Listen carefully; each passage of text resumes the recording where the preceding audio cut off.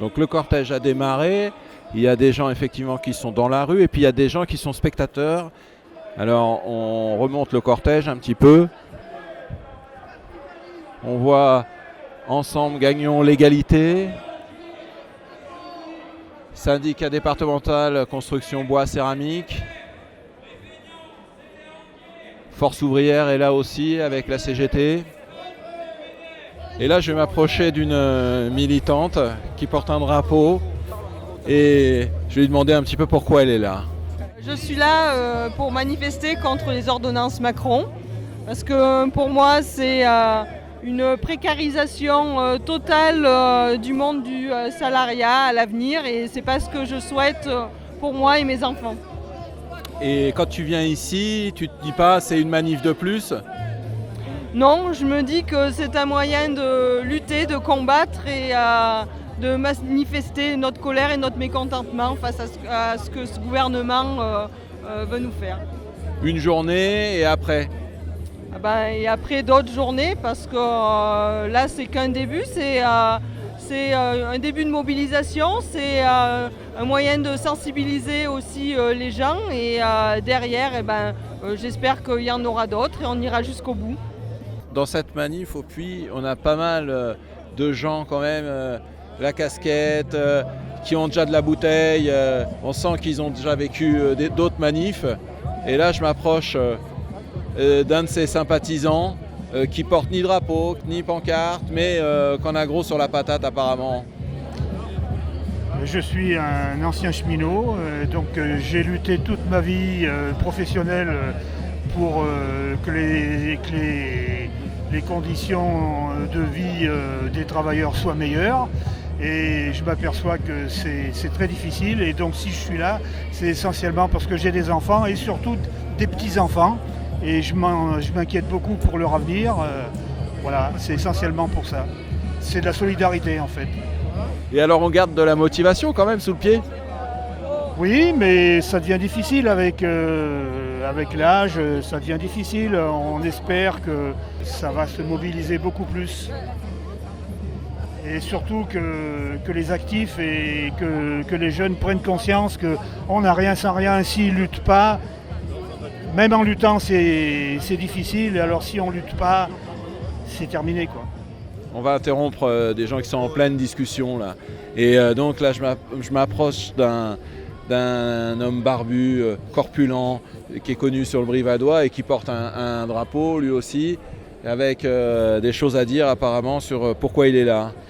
On est là pour lutter contre les ordonnances de Macron et surtout que rien ne passe de tout ce qu'il nous fait parce que c'est énorme, c'est inadmissible. On est en train de revenir sur, sans être même exagéré, en gros les conventions collectives, on est en train de reculer à 36, le droit du travail, on est en train de reculer à 68.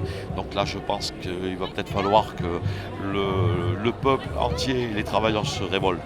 Tu appartiens à un syndicat et là j'ai lu dans le Canard enchaîné qu'il y avait des patrons d'autres syndicats qui avaient rencontré Macron en catimini et puis du coup on se retrouve avec un front syndical qui part en ordre dispersé. Qu'est-ce que tu en penses? J'en pense que tout simplement on le sait tous. Alors bon, tu m'as pas posé la question. Mais bon, à la CGT, je crois que des problèmes, on en a eu à un moment ou à un autre. Hein. Mais bon, nous, maintenant qu'on a rénové l'appartement de notre secrétaire général, il faut aussi que les autres organisations règlent leurs problèmes et que, comme à la CGT, c'est la base qui commande. C'est-à-dire que c'est le syndicat d'entreprise et l'adhérent de base. Et quand nos dirigeants ne vont pas, ça s'appelle des congrès, ça s'appelle des assemblées générales et on leur explique le code et la minorité et la porte où elle est. C'est tout simplement. Et alors là, on est sur une première journée, c'est la rentrée, on voit qu'il y a une mobilisation qui est plutôt intéressante, mais qui n'est pas non plus la foule des grands jours. Qu'est-ce que tu penses de la suite? Je pense que la suite va être très compliquée. Honnêtement, on a cet appel du 23 qui est très politique. On a un bruit de couloir, enfin pas un bruit de couloir, mais on a en gros quelque chose qui est peut-être en train de se dessiner sur la CGT sur le 21. Bien sûr qu'il faut d'autres mobilisations, mais aujourd'hui, le plus compliqué, c'est d'arriver à convaincre tous les travailleurs et leur expliquer qu'est-ce qu'il y a dans la réforme et pourquoi ils sont concernés. Je vois quelqu'un avec le drapeau FO qui remonte le cortège dans l'autre sens. Alors pourquoi FO est ici? FO est ici, comme dans les 3/4 des unions départementales de France et de Navarre. Nous avons décidé d'appeler pour le retrait des ordonnances. Mais alors quand on voit qu'il y a un mot d'ordre qui est différent et qui vient de Paris, comment on réagit au niveau de la base? Alors au niveau de la base, il faut savoir que FO, on est une organisation démocratique. Alors Jean-Claude Mailly a peut-être un peu dérapé, mais je crois que notre commission exécutive confédérale a lancé un appel et FO est dans la bagarre comme on l'a été contre la loi El Khomri. Et alors vous, qu'est-ce que vous voyez pour la suite? Eh bien pour la suite, moi je me dis qu'il leur faudrait une bonne grève générale. Elle ne se décrète pas comme ça, mais je pense que Macron il a bien fait de dire qu'on était des feignants. Il a bien fait, je pense que ça va réveiller la population, parce que là il y a quand même pas mal de monde. Je serai d'une détermination absolue et je ne céderai rien, ni aux fainéants, ni aux cyniques, ni aux extrêmes. Là, je suis avec quelqu'un qui est de FO, avec le chasuble, avec le drapeau, avec l'autocollant, à fond complet contre les ordonnances. A priori, le mot d'ordre, il n'a pas été quand même d'être dans la rue. C'est Mailly qui a ripé. Après, Mailly, ça reste un mandaté de Force ouvrière. C'est un camarade comme un autre. Donc au final, on fait ce qu'on a à faire et on sait pourquoi on est là. C'est qu'une suite logique des 5 mois précédents, passer déjà dans la rue, à combattre la loi travail, et là, rebelote. Donc là, toi, tu es plutôt quand même un jeune par rapport à l'ambiance générale. Et alors, dans ton secteur d'activité, comment ça se passe? Ça se passe difficilement pour faire bouger les gens. Les gens ont assez des difficultés quand même pour sortir, ne serait-ce que pour sortir dans la rue, c'est compliqué quoi. On ne fait pas sortir les gens comme ça. En 5 mois, on a eu des gros mouvements massifs, beaucoup de gens. Et là, pour une première, c'est pas ridicule, mais dans mon secteur, c'est compliqué. Ce serait très compliqué pour l'emploi de faire sortir les gens dans la rue. Et alors la suite qui pourrait s'envisager à cette journée? Suite logique, à nouveau des journées de grève. Je vois que ça. Pour au final qu'on puisse avoir gain de cause, il faudrait même une bonne grève générale. Il n'y a pas de secret, il n'y a pas de mystère. C'est le gamin de 30 ans qui dit ça, quoi. Alors j'ai entendu ça de la part d'un collègue et d'une collègue aussi. C'est vraiment, on a l'impression que c'est presque une utopie, la grève générale. Pour moi c'est une utopie, j'en entends toujours parler, je la revendique, je la veux, mais je ne l'ai jamais eue. Mais il ne faut pas se leurrer, il n'y a que ça qui ferait bouger les choses. On disait, ouais, la température ambiante? Là, je pense que tous ceux qui sont ici, effectivement, sont combatifs et réalistes, c'est-à-dire ils voient bien dans quelle impasse on amène les salariés. Alors après, la difficulté, c'est effectivement pour élargir cette prise de conscience, mais là, moi, je n'ai pas la solution. Dans cette manif, il y a d'autres drapeaux.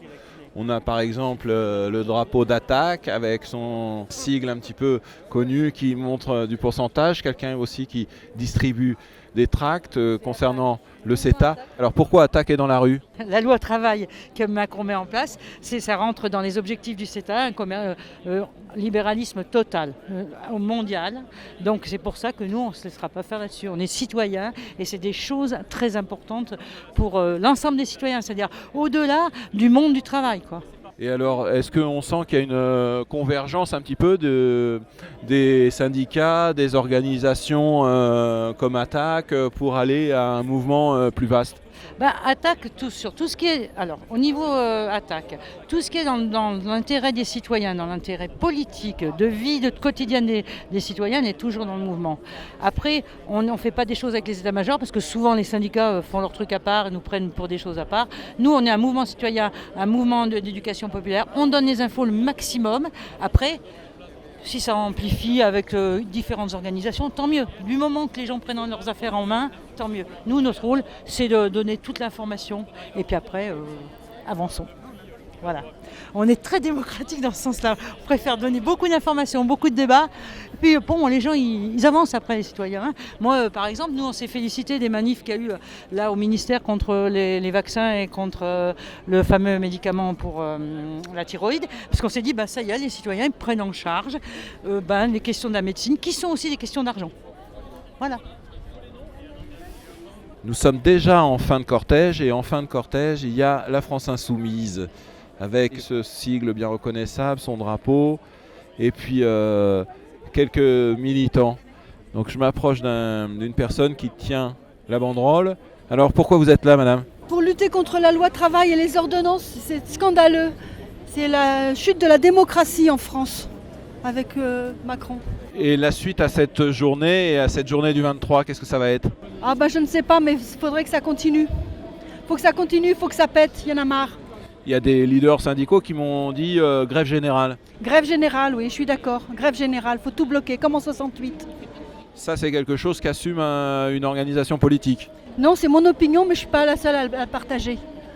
Oui, mais on a France Insoumise, c'est quand même une organisation parlementaire maintenant. Est-ce que des gens qui sont au Parlement appellent à l'insoumission au point de la grève générale et du blocage du pays ? Non, moi je vous parle d'une personne, je suis une personne à la base. Moi, c'est mon opinion. Maintenant, ce que les parlementaires font, on les soutient, mais on ne peut pas leur en vouloir s'ils n'appellent pas à la grève générale. Mais j'espère qu'ils le feront. Donc là, on est en train d'arriver place du Breuil. Ça avance un petit peu doucement. Et là, je m'approche. Je crois que je suis avec la dernière personne du cortège. Vous êtes les derniers. Vous avez un rôle particulier en étant dernier ou c'est un positionnement ? On bloque la police. Non. Non, ça, il se trouve qu'on est les derniers, parce qu'il faut bien des derniers aussi, il faut des premiers des derniers, voilà. Et vous faites partie de l'organisation quand même de la manifestation ou vous faites partie d'une organisation particulière ? Solidaire et sans drapeau, voilà, sans étiquette, on est solidaire du mouvement, voilà, simplement. Aucune étiquette du tout, on est là en tant que citoyen révolté et il se trouve qu'on est derrière la France Insoumise, on aurait pu être derrière la CGT, derrière FO. Mais voilà, il se trouve, mais on essaie de ne pas trop se mettre justement derrière un drapeau parce qu'on n'est pas rattaché à un drapeau. Voilà. Il faut montrer que c'est les petites mains qui font tout dans le pays et c'est pas simplement les gens qui vivent de leur rente ou de leurs actions. Si nous on n'était pas là, et comment ça se passerait ? En plus, tout ce qui est association et culture, ça diminue de plus en plus, les subventions diminuent, l'égalité des droits aux hommes-femmes diminue, tout diminue. La seule chose qui dirige le gouvernement, c'est les acquis et les profits que feront ceux qui en font déjà beaucoup sur notre dos. Donc voilà, on est contre ça. Ni loi travail, ni ordonnance. Abandon des ordonnances Macron. Alors on a un enseignant qui a une bouteille d'eau dans une main, le micro dans l'autre, effectivement, qui suit la voiture, qui a encore, ça commence à le démanger là, il a encore envie d'en pousser une, il a le sourire. Comment on prépare la prise de micro ? Là c'est très improvisé, hein. Donc on fait avec le feeling et puis avec ce qu'on entend dans la manifestation des différents secteurs d'activité et puis on essaye de maintenir une certaine ambiance revendicative dans le cortège, en tout cas c'est ce qu'on s'efforce de faire à FO. Qu'est-ce qu'on se dit pour la suite là, par rapport à cette journée ? C'est immanquablement un tour de chauffe. Mais enfin, vu comme ça réagit, tout le monde est d'accord pour dire aujourd'hui qu'il y a beaucoup de salariés du privé, de beaucoup de boîtes qui sont mobilisés, même si ce n'est pas encore dans la grève. Forcément, il va y avoir des lendemains à cette journée. En tout cas, c'est ce qu'on espère, c'est ce qu'on va organiser. On entend dans le cortège, dans les gens que j'ai pu rencontrer, l'espérance un peu lointaine et presque utopique de partir en grève générale. Ce qu'on est sûr, c'est que des journées d'action distantes de plusieurs semaines, ça ne sera pas efficace. Mais bon, en même temps, c'est pas si facile que ça à organiser. Et c'est bien ce qui se pose dans les organisations syndicales. C'est discuter avec les salariés comment on mène le combat jusqu'à satisfaction de la revendication. Voilà.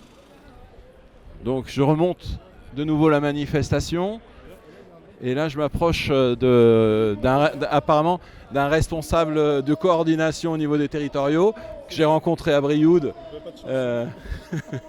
Et là, il va essayer de nous dire un petit peu ce qu'il fait là, parce qu'il n'a aucune banderole, aucune étiquette, on ne sait même pas de quel syndicat il est. Il a un appareil photo. J'ai perdu mon chasuble, c'est pour ça, je me suis fait dépouiller, parce qu'aujourd'hui on a fait une action un peu rigolote avec des affiches. On a une campagne sur fier d'être fonctionnaire. Aujourd'hui, le fonctionnaire est attaqué de toutes parts. Et c'est ce qui concentre beaucoup de fonctionnaires aujourd'hui dans la manifestation. Là, on voit plusieurs dizaines de fonctionnaires de la Haute-Loire qui sont venus. Et l'idée, c'est de dire qu'on est fiers d'être fonctionnaires, on est fiers de rendre un service public de qualité aux usagers et aux citoyens. Et on en a ras-le-bol d'être attaqué et d'être pris pour des nantis et des gros feignants. parce qu'on est attaqué sur le gel de nos salaires avec le point d'indice. On est attaqué également de toutes parts par la baisse des dotations de l'État, où les collectivités sont étouffées et ça se traduit par des suppressions de postes. On est attaqué également par les contrats aidés, où depuis la rentrée, notamment sur les écoles, il y a plusieurs écoles du département qui se retrouvent sans ATSEM pour accueillir les enfants. Ça pose des problèmes de sécurité au niveau de l'ensemble des écoles. Et du coup, on se retrouve même avec les élus politiques sur ce combat commun pour faire en sorte de permettre de faire perdurer le service public de proximité dans le milieu rural. Là, je suis avec 2 militantes qui ont des t-shirts très colorés, des drapeaux très colorés, qui représentent, je crois, un enfant. On est la Fédération syndicale unitaire, la FSU. Ok, et la FSU, pourquoi elle est dans la rue aujourd'hui alors? Pour la même raison que les autres, contre la loi travail. Nous, on est fonctionnaires, donc on pourrait se sentir à l'abri par rapport à ceux qui sont dans le privé, mais on sait très bien que quand ça se passe dans le privé, ça finit par arriver chez nous aussi. Là, on nous a remis les jours de carence, le gel du point d'indice, donc voilà. Alors on continue de défiler dans les rues du Puy-en-Velay, et puis là je suis sous une banderole, il y a 3 mains pour la porter, il y a 3 personnes derrière, à peu près, hein. Autant, c'est la construction, non, c'est ça? C'est la construction bois, d'accord. Et vous voulez construire quoi avec cette journée? L'avenir pour nos enfants, ça serait sympa. Essayer d'avoir un meilleur avenir pour nos gamins surtout.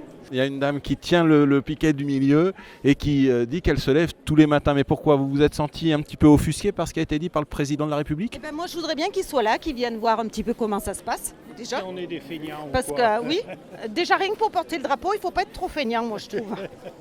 Et je suis là parce que voilà, il faut agir. On est en train de perdre tout ce qu'on a gagné au fil du temps et que c'est pas normal. Comment on garde la motivation d'aller dans les défilés et d'espérer un changement? Mais on se motive, on essaye de se motiver. Parce que c'est vrai que ça amène pas grand-chose jusque-là, mais au fil du temps, peut-être que si tout le monde se mobilise, c'est pour nous, c'est pour nos enfants, c'est pour l'avenir, il faut que ça continue. Il y a aussi le centre hospitalier, une pancarte avec le centre hospitalier de Langeac. On a l'impression effectivement qu'il y a toute la Haute-Loire qui est présent au Puy aujourd'hui. Et vous sentez que sur Langeac, ça bouge, ou Langeac, c'est la petite bourgade bien endormie de province et les gens ne sont pas trop mobilisés? Les gens ne sont pas trop mobilisés, je trouve que ça bouge pas beaucoup, mais bon, on est qu'au début, quoi. Et la suite, comment vous l'imaginez? J'espère que ça va bouger, qu'on va faire bouger de plus en plus de gens pour venir dans la rue aujourd'hui. Oui, je suis avec des jeunes qui sont pas nombreux, mais qui ont l'air d'être mobilisés au niveau de leur lycée. Et alors pourquoi? Alors on est là pour défendre nos droits et défendre les jeunes, car la loi travail c'est une atteinte fondamentale à nos droits. C'était vraiment des attaques dégueulasses sur les plus précaires. Donc ça va précariser ceux qui sont déjà précaires. Et la précarité touche beaucoup les jeunes. Oh, mais vous êtes là en tant que jeune parce que vous avez des parents qui sont syndicalistes et militants, ou vous êtes venu là de vous-même? Manifestation intersyndicale. Moi je suis là pour manifester parce que je trouve ça dégueulasse de rendre les pauvres encore plus pauvres. On est près de 2000 dans les rues du Puy aujourd'hui. Et il n'y a pas besoin d'avoir des parents déjà mobilisés, il faut se mobiliser tout seul. Et alors qu'est-ce que font les autres jeunes, vos collègues de classe, etc. là, parce que vous n'êtes pas nombreux, les lycéens? On n'a pas encore assez informé. Là on va bientôt pouvoir tracter, on va mettre des affiches, on va mobiliser, informer beaucoup les lycéens. Parce que là on n'a pas encore reconstitué le réseau.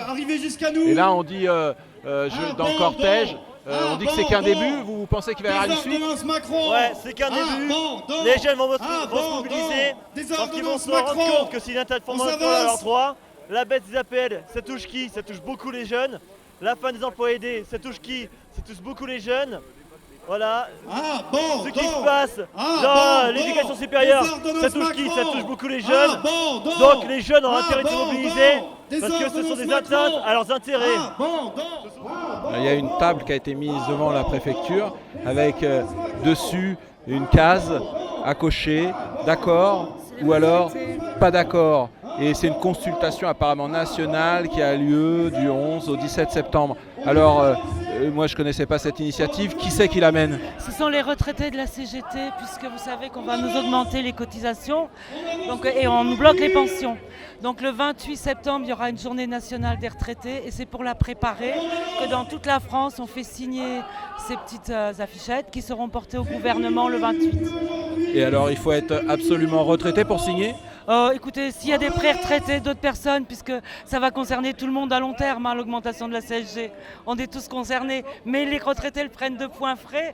On a déjà des collègues qui ont reçu des notes de leur caisse de retraite leur disant qu'ils allaient toucher 10 €, 15 €, enfin en fonction de leur retraite en moins. Donc vous comprenez la colère. On a les calandrettes qui sont en colère. Alors, les calandrettes, on les connaît un petit peu. Qu'est-ce qu'elles font dans la rue, les calandrettes? Les calandrettes, elles se battent pour les contrats aidés qui sont enlevés et qui les mettent énormément en péril, en fait. Qui font que la calandrette de la Vaudieu n'était pas sûre d'ouvrir, que la calandrette du Puy est très en difficulté, que toutes les calandrettes de France et de Navarre sont tout aussi embêtées comme des écoles publiques ou des écoles privées, par manque de personnel et manque d'AVS pour accompagner les enfants handicapés. Et puis ensuite, pour côté enseignant, pour toutes les revendications par rapport au gel des salaires, enfin un peu comme toutes les revendications des enseignants à l'heure actuelle, et puis tout le tricotage, Et les calandrettes donc, se retrouvent aux côtés du service public et se retrouvent dans la rue. Est-ce que c'est la première fois? Sous la bannière calandrette, ouais, là cette année, ouais, c'est la première fois, ouais. Qu'on ose passer le cap en fait. Ouais. Et c'est un mot d'ordre national ou c'est juste local le Puy? Alors là c'est local, après je ne sais pas pour les autres territoires occitans si ça a été suivi, mais je pense que oui, parce que déjà à Agen, du côté d'Agen ça a été suivi, c'est sûr, et d'autres endroits je pense aussi, oui. Et la suite qui va être donnée à cette prise de position, c'est quoi alors? Eh bien, a priori, il y a une réunion syndicale aussi, justement par rapport au contrat aidé qui va se faire là, nous disait la FSU tout à l'heure. Et voilà, justement, particulièrement sur le problème des contrats aidés. Il y a, devant la préfecture où tout le monde est un petit peu arrêté, il y a des gens du secteur associatif, on l'a vu, et notamment des gens de la Chaise-Dieu qui ont fait le déplacement jusqu'au Puy. Alors, qu'est-ce qui se passe au niveau de la défense du secteur associatif et puis des emplois dits précaires? Parce qu'il y a des années qu'on voit les changements de situation, soit d'origine politique, soit avec les réformes territoriales, sur lesquelles on a peu de prise, on essaie d'agir autrement, mais c'est pas évident de trouver d'autres chemins. Et c'est quoi la suite envisagée? Parce que là c'est une journée de mobilisation, mais concrètement pour ton secteur, ton asso? La suite, c'est pas évident. On ne sait pas trop la suite. Après, là, les assos copines, elles ont par exemple organisé cet après-midi des ateliers de décryptage de ce qui se passe et comment on peut réagir à ça. Voilà, nous à la Chaise-Dieu, on ne l'a pas forcément proposé. Mais c'est l'idée, on ne rentre pas chez nous forcément après, on reste mobilisé quoi. En tout cas, à titre personnel, oui. À titre collectif, c'est pas clair, quoi. C'est pas forcément décidé comme ça. Là, on arrive vraiment au moment où la manifestation va pratiquement se disperser. Par contre, les gens continuent de discuter entre eux et on en profite pour continuer à aller les voir sur le terrain. Alors, quand on est institutrice à la retraite, enseignante à la retraite ou du monde de l'éducation à la retraite, qu'est-ce qu'on vient faire dans une manif? Qu'est-ce qu'on vient faire? On vient dire non à un modèle de société qui nous est proposé par la politique Macron, dont la loi travail fait partie, mais pas que. Mais ça fait quand même pas mal de fois que tu viens aux manifs. Qu'est-ce qu'elle change celle-là par rapport aux autres? Je ne sais pas. Moi j'attends, je suis toujours idéaliste et j'ai toujours l'impression que c'est une occasion de collectif, de rassemblement et que de là peut émerger quelque chose d'intéressant pour la suite du mouvement social. Enfin, c'est quand même quelque chose, moi je trouve que le rassemblement c'est toujours très important. Il y a très peu de temps collectif, de moins en moins dans notre société. Et je trouve que c'est quand même important de garder ces manifs. Je ne serai pas de celles qui disent que ça ne sert à rien. Mais c'est vrai que je suis toujours un peu frustrée parce que j'aimerais d'autres types d'actions. De même que notre itinéraire pouvait être fait de tous les kilomètres noués bout à bout que les prisonniers accomplissent en rond entre les murs des cours et ceux des cellules, Notre regard s'est forcé d'être celui d'un de ces prisonniers au premier jour de liberté, lorsqu'il essaie de comprendre comment vivent ces phénomènes, les hommes libres.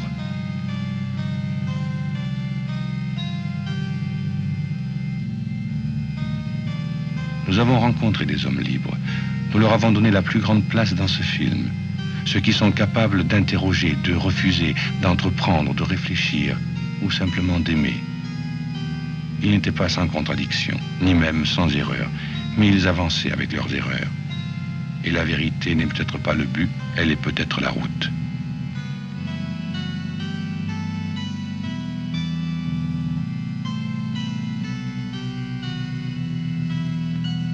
Mais nous en avons croisé d'autres, en grand nombre, sur lesquels le regard du prisonnier s'arrêterait un peu incrédule. Car, chez ceux-là, la prison est à l'intérieur.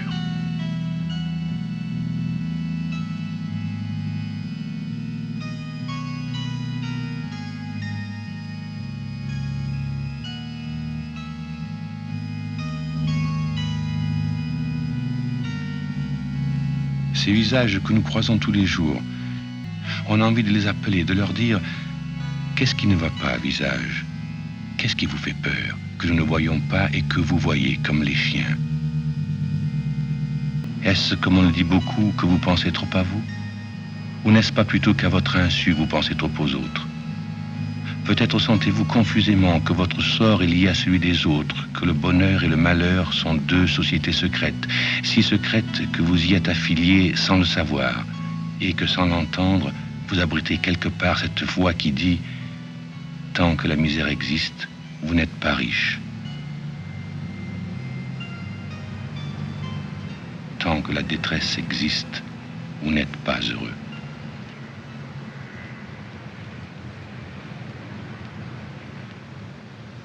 Tant que les prisons existent, vous n'êtes pas libre.